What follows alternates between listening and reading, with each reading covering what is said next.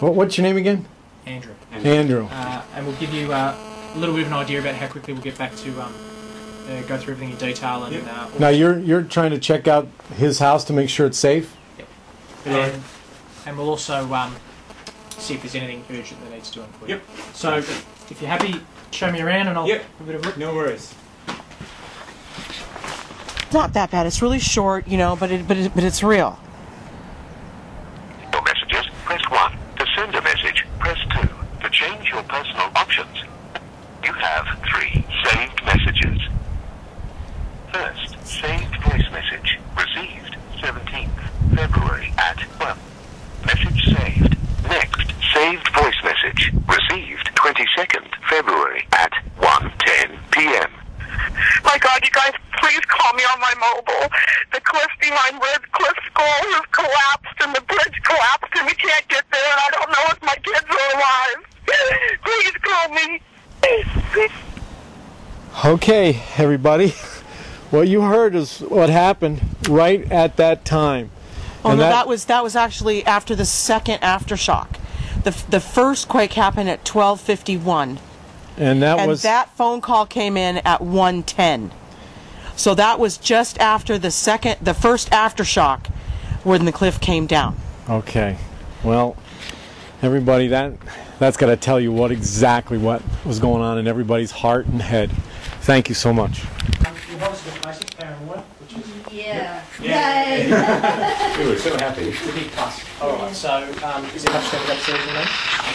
No. We were cracking and stuff. Yeah, not too bad. Just what about everything outside downstairs? Inside, I mean, there's just the normal, what you'd expect, cracking, you know, jib joints. The major, I guess, inside would be this. It popped up the parquet, and then when I pulled it out, it's just come away down there. Yeah, all along, I guess. Yeah. So when you go around to these different buildings, have you noticed, is it random, or does it seem like there's an actual pattern to this hit?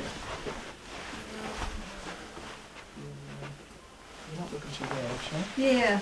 This room is just being painted. One corner in this room was, well, I filmed it before if you want to see, but one corner was cracked, but we've chipped it since then. Hopefully the shaking stopped. Yes, well, that's a good point. Actually, I hadn't thought of that. That's a very good point. And just I mean, all the rooms, the bathrooms got the same. Similar. Yeah, just jib joints. Yep. Yeah. The biggest one is the corner in the lounge, isn't it? Oh, dining room rather. Yeah, probably. Yeah. Maybe we should show Andrew that. Yeah, because that's the worst one on the outside as well. True. Yeah. Sorry, it's a mess. It's okay. It's don't stick your head. That was worse than the 22nd. Didn't lose either of our fish tanks, thankfully. Translate to the outside. Yeah. Oh, this is sorry. Let me just show you. This is our other significant problem. This door doesn't close anymore. Okay, so you can't lock that? Well, it's sort of it does. It's meant to lock properly. It's meant to go all the way down. It's out here, but and it doesn't. So it's now. That's locked. it's secure. But it's not. No one would know to get in.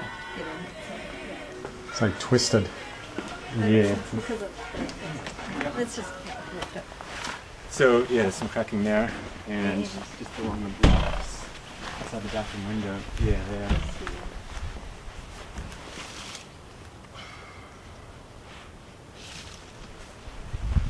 And it translates to upstairs as well. We've got some cracking up. Did that happen also, where the wood pulled away, or that was like that? Yeah. But that sort of seems to be it. We haven't noticed anything on the other side or anything.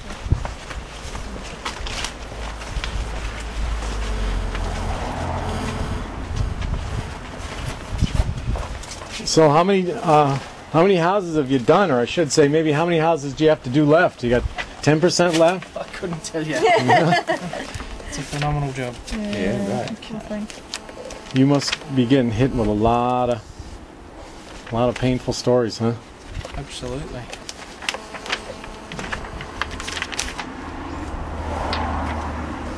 I understand a lot of our neighbours on the estuary are getting red stickered. Well, have been, yeah. Have been, yeah. Well, I know a couple of them were going to be torn down after the September quake, and that's just the block we live on, between Plover and Tern. I understand, a couple of houses are definitely going to be torn down on the estuary, and a couple more were touch and go. And yeah, obviously it's gotten that much worse since then. It certainly hasn't got any better. Okay. What makes them red line or red tag? Basically, what we'll do is the cracking in your slab, and anything that translates from the outside blockwork inside is, whilst your house looks nice and sound, we will put it into what we call severe structural damage category. Now that's not an actual detailed assessment of the house, but what that does is elevate you in a priority list. So it means the full assessment team will come back a lot sooner. Okay. Basically, given anything to do with foundations, concrete slabs, or blockwork damage, we'll put in that severe category. It just means you get a full assessment a bit quicker, so we can get some repairs underway.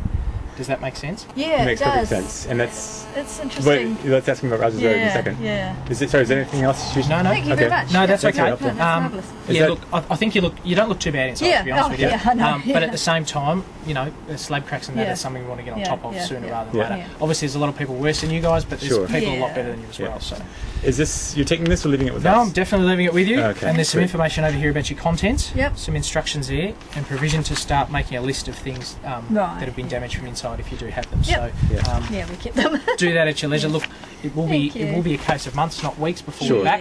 But, full months, but that will push you up in the priority list above a lot of people. So get it squared away for you. Coming back, I presume, doesn't mean coming back to do repairs. It just means coming back for a more thorough assessment. Coming back to go through everything with a fine-tooth comb. Right. We'll check all your contents damage, and we'll go around room to room, measure everything up, and we'll itemise all the detail, all the damage. So it's like the insurance assessor. Well, I mean, that's what you are, basically. That's exactly what we are. So you're doing the detailed insurance assessment in a couple of months. Exactly. Sweet. So does that mean we should not repair anything until then, in terms of cracked jib or anything? Well, that would be the major repairs, though, wouldn't it? Look, I would say probably not. Probably we shouldn't. Probably you shouldn't. Yeah. But we'd already promised my son that we're going to do his bedroom, so we only did his bedroom. At the same time, we need to have as much preserved as we can so we can get an accurate assessment, but at the same time, don't put your life on hold. Yeah. So it's just a balance for you. Yeah. Right. Obviously we want to be able to capture the damage as best we can, and we need to physically inspect it personally. Yeah. So that's the best case. But if you need to get his room up and running, just get his room up. Well, so the two follow-on questions I have from that. One is, Katrina and I are landlords. Katrina, let me ask you about my property first. I've got a property that it's lath and plaster and linwood, and it's got lots of superficial, well, what appear to me to be, and to a builder friend of mine, appear to be superficial cracks. But obviously, I rented out short term to like working backpackers, so it's like I got a lot of turnover. It's like I consider it like a long-term stay backpackers. So if I can plaster over those cracks and repaint as soon as possible, that will make people a lot more comfortable staying in that house. So can I do that? Should I go ahead and photograph it first, film it? Should I document it in some way? What do I do? The ideal thing is to leave it. Right. Look, just from a simplistic point of view, if it gets inspected by us in the state that it's in, you will have the least problems.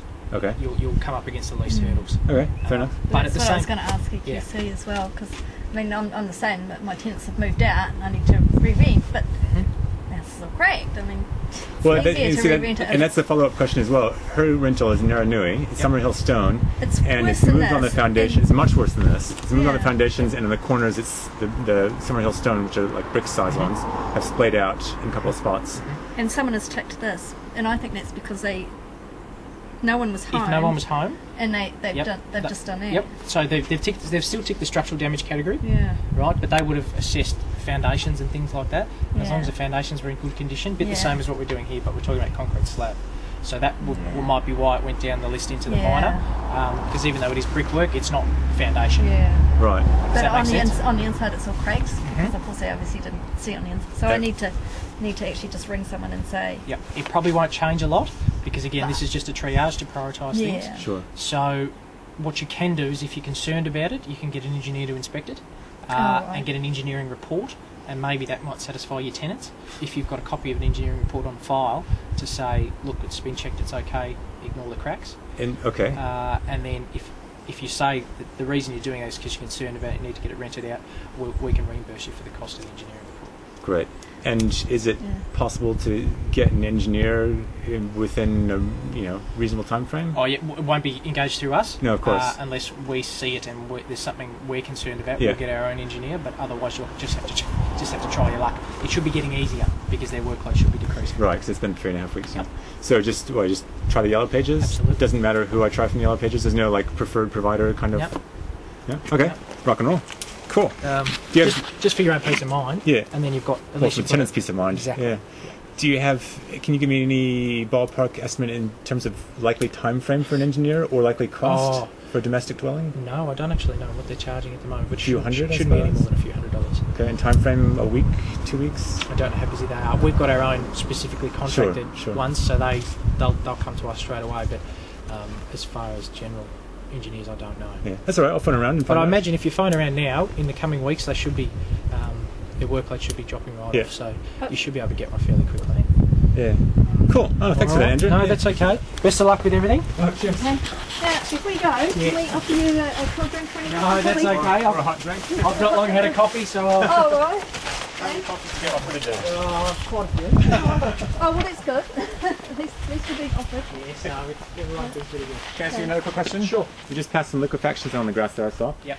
And it's it's just low enough that it's not covering the grass, obviously. Is that harmful to grass? Should we take it off, or is it okay to just leave it there and not worry about it? Like, clean it up if you... But I wouldn't be too concerned about it. Okay. It should eventually just wash away. Oh, that's what I figured. That, yeah. Yep. Look, it's come from underneath the grass anyway. True. So, Yeah. Yeah. Just flip it up and right there. Oh, I see nothing now. Boy, they're hungry too. Peter, what is Liquefaction. Yeah. Okay. Cheers for that, Andrew. Good luck, hey? Thanks very much. Cheers. Liquefaction is. Liquefaction is. It's two things. Yeah. What it technically is when the Earth, during an earthquake, if the Earth is of a certain type of quality in terms of how big the particles are underneath, whether it's gravel or sand or dirt or whatever combination of those, and how much water there is. If you have a certain type of soil, then during an earthquake, the soil can turn to liquid, literally, so that pipes, for example, that are under the ground, like sewage pipes, if those sewage pipes are empty, which they generally are, relatively empty, they become buoyant, and they will float up to the surface. Oh my goodness. And buildings can sink into the ground. Because it's basically liquid. Because it's liquid, exactly. Even though it's dry. Yeah, even though it's dry, it's behaving it's so as a liquid. fine. And the Because shaking. it's moving, yeah. Because it's moving. Okay. Should I drop the video. Yeah. But that's what liquefaction, the technical definition is. Yeah. However, what most people in Christchurch are calling liquefaction is the residue of that process. And one of the big residues is, one of the things that happens is during that time, water spurts out of the earth, just oozes out all over the place, often in specific spots, and sometimes it comes out like a geyser. This happened up the street. And when the water comes up, the sand from well underground comes up as well. This very fine gray sand. And that has come up through people's floors, certainly all over the lawn, that's the main area, but sometimes through concrete floors as well. I seen a Sea-Doo dealership, and Come here, I'll show you something. the Sea-Doo dealership inside the whole building was completely covered with sand, probably about 2 or 3 feet deep. Wow. I never seen anything like it. And you can even tell where it came up in, because it was, like you say, it turned to liquid. There's something there. Oh, I see it right through the cracks. It just comes right up. This is gone now. Someone's collected it. But Yeah, and I seen piles out on the streets Yeah, that's what I was of gonna this gray sand. But So- yet, in here, this is dirt. Underneath the grass is dirt. yeah, so the gray sand, that's the interesting thing. It doesn't come from directly underneath the grass, because if you dig, you would find be brown dirt, normal brown dirt. And So this thing had to shake up through in weaker spots to be able to come up like the guys that you said, or to just bubbles up. Bubbles Yeah. up. So this particular pile came from a neighbor's house 3 doors down, and we went and knocked on the door there on, I think it was Tuesday, and asked if they needed any help. And the woman who lives there, the couple that lives there, intellectually disabled.